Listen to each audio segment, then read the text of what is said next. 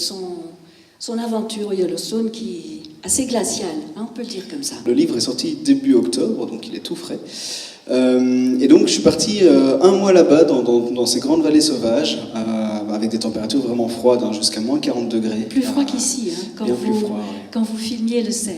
Le cerf, c'est magique. Hein. J'ai commencé, donc, comme vous l'avez dit, dans le Brabant wallon, là où il n'y a pas de cerf, malheureusement. Et puis, avec mon permis de conduire, je naviguais un peu en Belgique et je suis arrivé dans la province du Luxembourg, là où j'ai pu enfin voir ces grands cervidés. Et le brame du cerf, ouais, déjà, c'est un moment incroyable de l'année, mais c'est pas que le cerf, c'est pas que le brame, il y a toute l'année. On peut le suivre toute l'année, c'est ça qui est cool. Essayer de le voir quand il perd ses bois ou à la repousse des bois, et puis au moment du brame, bien sûr. Et c'est un animal qui m'émeut à chaque fois. Chaque année, je passe un mois et demi en forêt non-stop. J'ai cette grande chance, hein, de faire que ça ici dans ma vie. Ici en Belgique, oui. Après ces paroles, d'entrer tout de suite en immersion avec Michel dans ce petit coin de nature, et il va essayer de trouver le cerf. 3 minutes.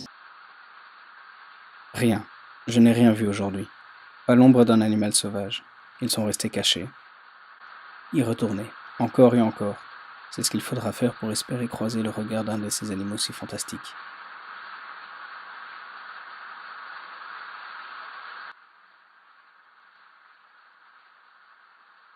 Demain est un autre jour. J'espère que la chance tournera.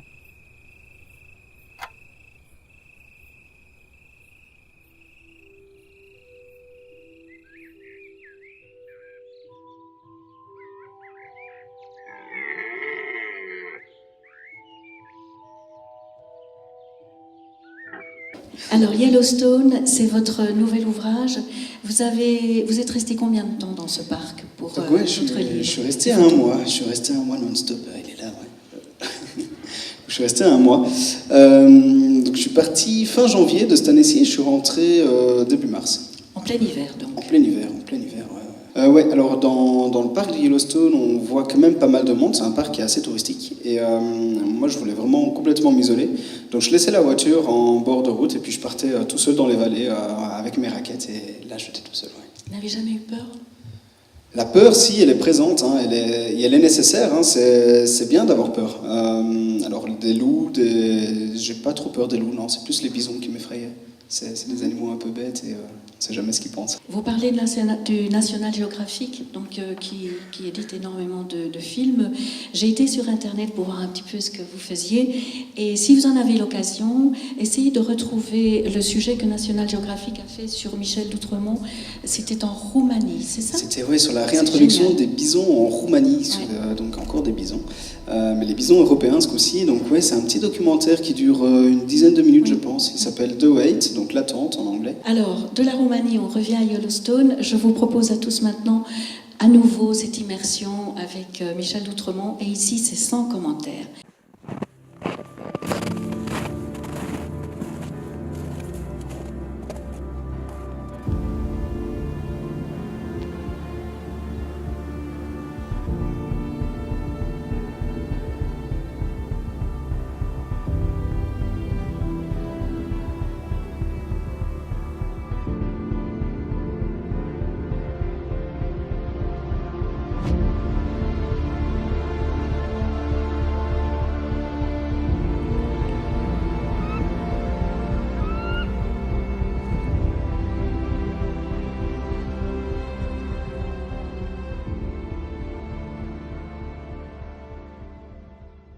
Je suis parti avec beaucoup de matériel, hein. Là-bas, j'avais 120 kilos de matériel avec moi.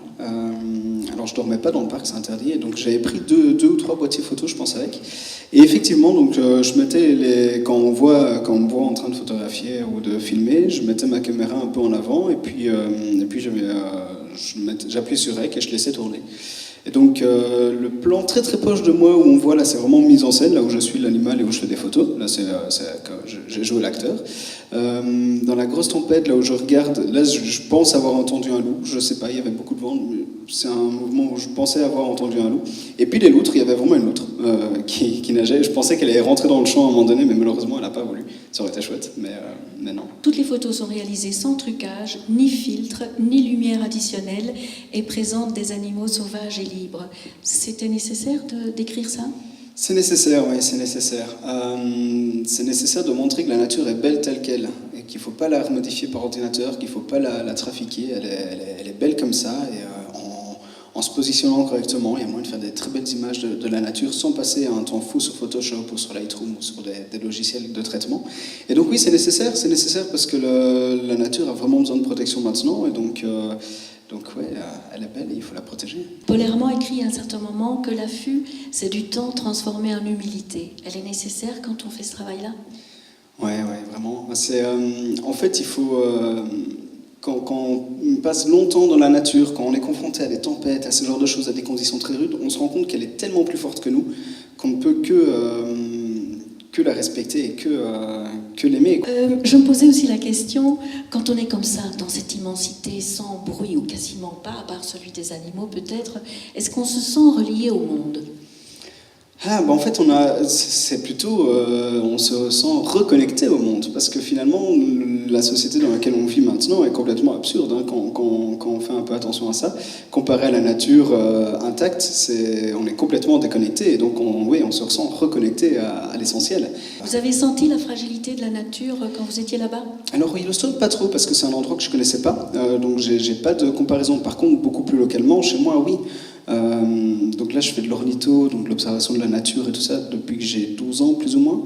Et quand j'ai commencé ça, je voyais énormément de bruyants jaunes. C'est un petit oiseau tout jaune, très classique. Maintenant, j'ai vraiment du mal à en voir, et dès que j'en vois un, je suis content. Mais c'est pas normal d'être content de voir un bruyant jaune. Et donc, vraiment, localement, ça se remarque, et en espace d'une dizaine d'années. Donc oui, c'est important, mais il faut vraiment faire changer les choses. Je travaille pas mal avec la WWF pour la protection de la nature et tout ça. Je donne mes images à des associations de la nature, parce que c'est utile, c'est important, il faut, c'est ma petite pierre à l'édifice. Alors c'est peut-être pas suffisant, c'est peut-être pas assez engagé, mais c'est ce que je fais.